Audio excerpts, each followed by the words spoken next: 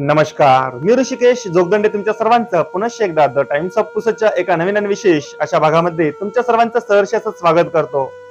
लोकसभा निवडणूक 2024 रणशिंग रणधुमाळी हे फुंकल्या गेलेली आहे. निवडणुकीची तारीख ही जवळ आलेली आहे. यवतमाळ वाशिम लोकसभा मतदारसंघाची निवडणूक ही येत्या 26 एप्रिल रोजी होणार आहे. आपण सर्वच बघत आहे की कशा प्रकारे जे नेते मंडळी आहे, त्यांचे कार्यकर्ते आहे, प्रचार प्रसारासाठी रिंगणात उतरलेले आहे.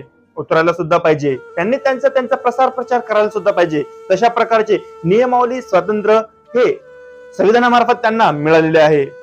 परंतु काही असे विषय जे मनाला अगदी लागून जातात, असे विषय मी आजच्या व्हिडिओच्या माध्यमातून आपल्या समोर मांडण्याचा एक प्रयत्न करत आहे. नक्कीच जर तुम्हाला ते विषय पटले तर त्या संबंधित तुम्ही तुमचा अहवाल द्या. तुम्ही तुमची प्रतिक्रिया नक्कीच आपल्या कमेंट बॉक्स मध्ये नोंदवा. आणि जर काही विषय हे तुम्हाला बरोबर वाटले नाही, तशा संबंधित सुद्धा तुमची कमेंट, तुमचा अभिप्राय नक्कीच द्या. आपण त्यामध्ये कशा प्रकारे सुधारणा करू शकतो यावर सुद्धा आपण भर देऊ. लोकसभा निवडणूक 2024 खासदार पदाकरिता कोणता व्यक्ती पात्र असावा आणि कोणत्या व्यक्तीने त्या विभागाचे त्या प्रभागाचे विषय आपल्या सोबत घेऊन दिल्लीला गाजवावे, अशी प्रत्येक जे मतदाता आहे एक कळकळीची त्याची इच्छा असते की आपला सुद्धा प्रश्न, आपल्या सुद्धा अडचणी ज्यास आपण निवडून दिली त्या व्यक्तीने त्या लेवलवर गाजवावे, उचलावे. परंतु ते प्रत्यक्षात होते का किंवा आपल्याला ते बघायला मिळते का, हे सुद्धा आपल्याला बघणं अतिशय महत्वाचं आहे. एकीकडे आपण बघतो की विविध पार्टी मार्फत आपल्याच प्रभागाचा घेऊ आपण. आता जे आपलं यवतमाळ वाशिम लोकसभा मतदारसंघ आहे आणि आपलं हे पुसद, या पुसद संबंधित मी आज काही विषय मांडणार आहे. ज्याप्रमाणे मी आपणास सांगत होतो की जे एकीकडे नेते, कार्यकर्ते, मंडळी, पक्ष त्यांचा प्रसार प्रचार करण्यासाठी सज्ज झालेले आहे आणि रिंगणात उतरले सुद्धा आहे. परंतु जे काही इतर गोष्टी आहे, इतर बाबी आहे, याकडे त्यांचं लक्ष आहे का, की फक्त मतदानाच्याच वेळी त्यांचा कल त्यांच्याकडे जातो, म्हणजेच नेत्यांचा कल हा त्या व्यक्तीकडे जातो, असे आपल्याला चित्र बघायला मिळते का, यावर सुद्धा सामान्य जनतेचं विचार मंथन होणं गरजेचं आहे. शेतकरी जगाचा पोशिंदा बळीराजा, त्यांच्याचमुळे आज आपण कुठेतरी दोन घास सुखाचे खाऊ शकतो. रक्ताचा घाम करणारा शेतकरी या निवडणुकीच्या काळामध्ये कोणामार्फत तरी विचारला जात आहे का? त्यांचे दुःख, त्यांच्या अडचणी, त्यांचे प्रश्न हे आता तरी विचारल्या जात आहे का, हे बघणं गरजेचं आहे. ठिकठिकाणी राजकीय दौरे, भेटी, मीटिंग हे आपल्याला पक्षामार्फत, नेत्यामार्फत, कार्यकर्त्यांमार्फत आपल्याला दिसत आहे. परंतु खरंच जो शेतकरी राजा आहे त्यांच्याबद्दल कोणी बोलायला तयार आहे का? इतर वेळी तर त्यांना वेळ नसतोच. फक्त एक देखाव्याच्या वेळी कुठेतरी एका शेतकरी बरोबर जायचं, 2 फोटो काढायचे, प्रश्न विचारायचे, सांत्वन द्यायचे आणि वापस यायचे. मग इतर वेळी तो शेतकरी दुःखात आहे की सुखात आहे याकडे त्या राजकीय व्यक्तीचं लक्ष आहे का, हा सुद्धा सर्वात मोठा बघण्याचा विषय आपल्याला दिसून येतो. अहो, ते सर्व सोडून द्या. सद्यस्थितीमध्ये जे प्रचार प्रसार सुरू आहे यामध्ये तरी सुद्धा तुम्ही कधी शेतकऱ्याच्या धुऱ्यावर जाऊन बघितलं का? कोणत्या शेतकऱ्याला विचारलं का की बाबा तुला काय प्रॉब्लेम आहे, तुला काय त्रास आहे? इतर वेळी तरी मी येऊ शकलो नाही, परंतु आज मला गरज आहे, मला तुझ्या मताची भीक मागत आहे मी, आता तरी तुझे प्रश्न सांग, असे कधी त्यांच्या तोंडून उच्चारण निघलेले आपल्याला दिसत आहे का? एसी युक्त गाड्यामध्ये भरभर फिरायचे आणि ज्याच्यामुळे आपले अस्तित्व आहे त्यासच विसरायचे. पुसदचं कृषी उत्पन्न बाजार समिती आणि जे मार्केट आहे 1 एप्रिल 2024 ला जे नियमाप्रमाणे उघडायला पाहिजे, आज 7 एप्रिल 2024 अद्यापही उघडलेलं नाही आहे. पुसद आणि पुसद जवळील जेवढेही कास्तकार वर्ग आहे, जेवढेही शेतकरी वर्ग आहे, ज्यांचा माल हा विक्रीस आलेला आहे, त्यांना नाईलाजास्तव आपला माल कृषी उत्पन्न बाजार समितीचं मार्केट बंद असल्यामुळं बाहेरच जे व्यापारी आहे त्यांना अवाजवी भावामध्ये विकावे लागत आहे. याचं कधी विचारमंथन जे प्रचारासाठी प्रसारासाठी निघालेले नेते आहे त्यांनी केलंय का? आपण ज्या प्रभागामधून निवडून येण्याचा प्रयत्न करत आहे, खरंच त्या प्रभागामधल्या लोकांचे, शेतकऱ्यांचे, तरुणाचे प्रश्न आपण जाणून घेण्याचा प्रयत्न केलाय का? अशी भूमिका कुठेतरी त्या नेत्यांची, त्या कार्यकर्त्यांची आपल्याला दिसते का? चला आपण असं समजू, जे खासदार पदाकरिता उभे असलेले नेते यांचे मोठमोठे राजकीय दौरे आहे, त्यामुळे त्यांना आपल्या पुसद सारख्या छोट्या प्रभागाकडे त्यांचे लक्ष नाही, पण त्यांचे कार्यकर्ते आपल्या पुसद मध्ये आहे ना. जिल्हा लेवलचे, तालुका लेवलचे, ज्यांचा बोलबाला हा त्या खासदाराच्या समोर चालतो, त्यांनी तरी एकदा तरी शेतकऱ्याच्या धुऱ्यावर जाऊन बघितलं का? कधी त्यास सांत्वन देण्याचा प्रयत्न केला का? त्यांची सद्यस्थितीमध्ये होत असलेली हालअपेष्टा बघितली आहे का?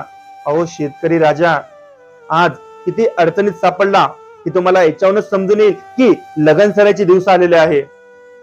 प्रत्येकाच्या घरात हे लगनसराई असतेच, त्याचप्रमाणे शेतकरी बळीराजा याच्या घरात सुद्धा लगनसराई हेपलेली आहे.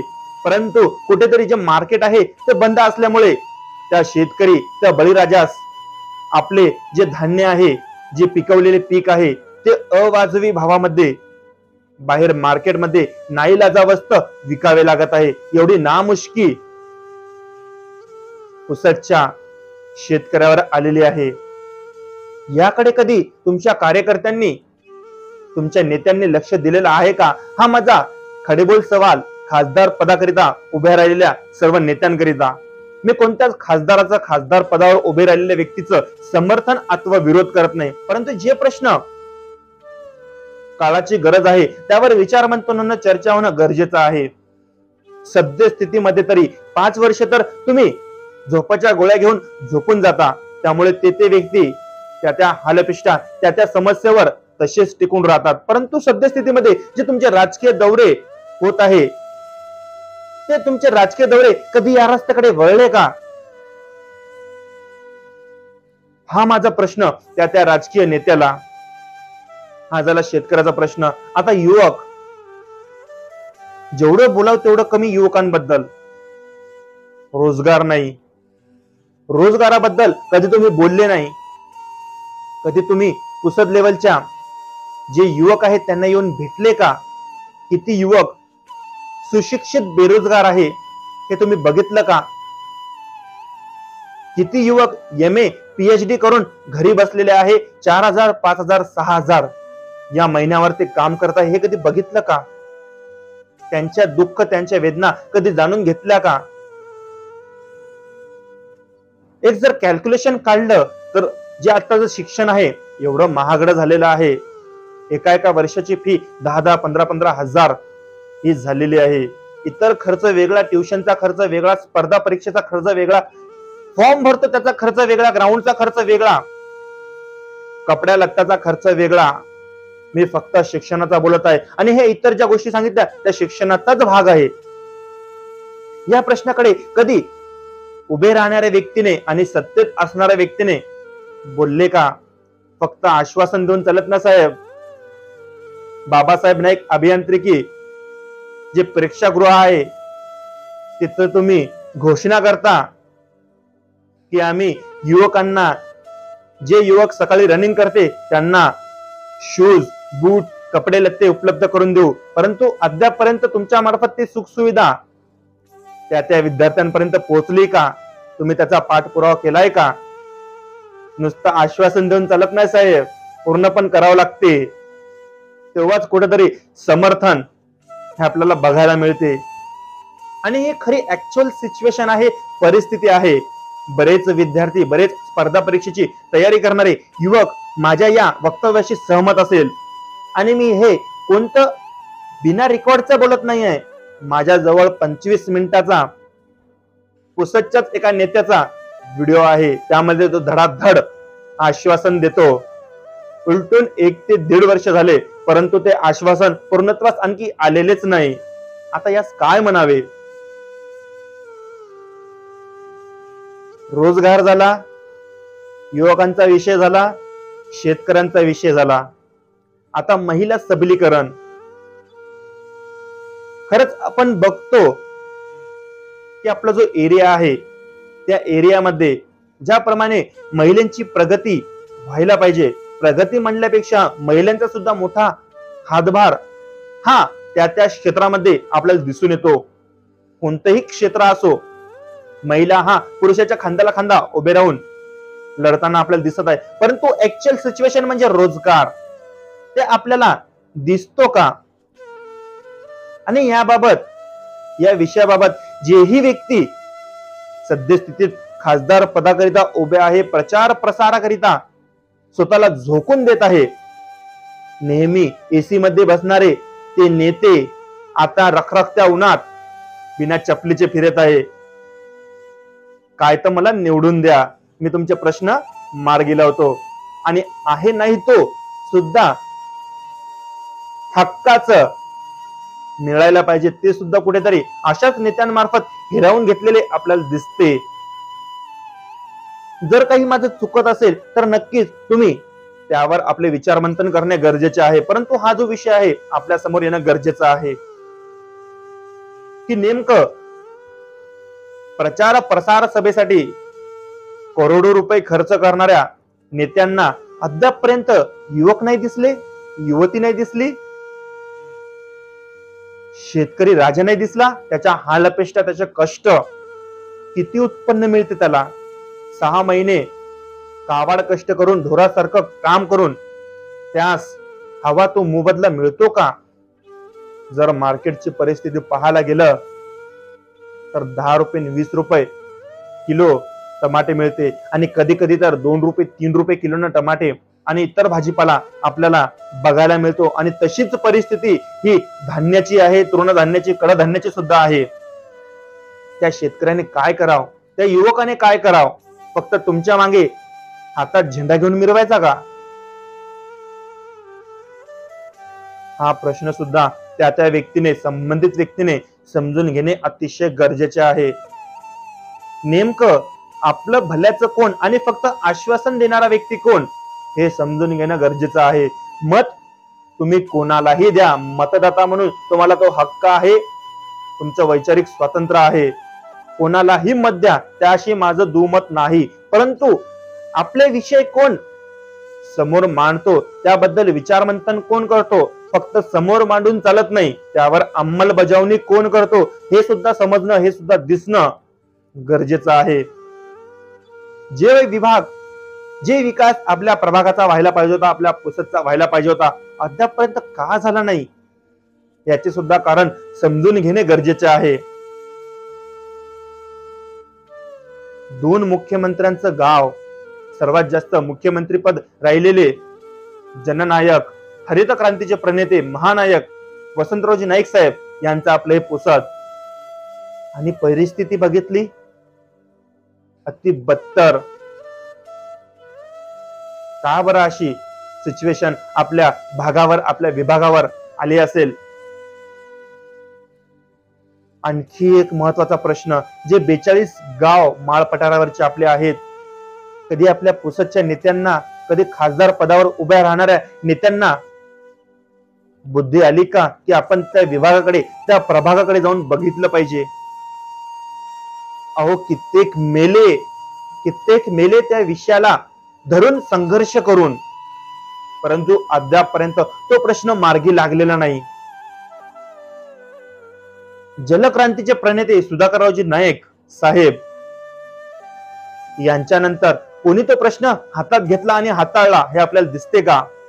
ज्या त्या नेत्याने आपल्या स्वतःची पोळी भाजून घेण्याचा पुरेपूर प्रयत्न केला. 42 गाव अद्यापही पाण्याविना तरफडून मरण्याच्या अवस्थेमध्ये आलेले आहे. या एसी मध्ये फिरणाऱ्या नेत्यांनी कधी त्या गावाचा रस्ता बघितलाय का? कधी त्या गावात जाण्याचं धाडस केलंय का? महायुतीचा असो, महाविकास आघाडीचा असो, समन्वय जनता पार्टीचा असो की वंचित बहुजन आघाडीचा असो किंवा इतरही जे पक्ष आहे त्यांचा असो, यांनी कधी धाडस केलंय का? केलंय तर पाठपुरावा केलाय का? आणि जर तुम्ही पाठपुरावा केलास तर अद्यापर्यंत त्या ठिकाणी मुबलक पाणी हे का पोहोचले नाही? हा एप्रिल महिना आहे, 2024 वर्षामधला हा एप्रिल महिना. मे आणि जून महिना आणखी बाकी आहे. रखरखत ऊन तपणे आणखी बाकी आहे. एप्रिल महिन्यातच पुसद तालुक्यामधल्या बऱ्याच अशा गावांना टँकरने पाणी पुरवावे लागत आहे. याच्याहून मोठी शोकांतिका काय म्हणाव. आणि यामध्ये मोठ्या प्रमाणावर जे माळ पठार विभाग आहे ते येतात. मग हे नेते काय फक्त नावालाच का? तुम्हाला काय फक्त आम्ही नावालाच खुर्चीवर बसवायचं का? आमचे प्रश्न त्या ठिकाणी कोण मांडणार? आम्हाला न्याय कोण मिळवून देणार?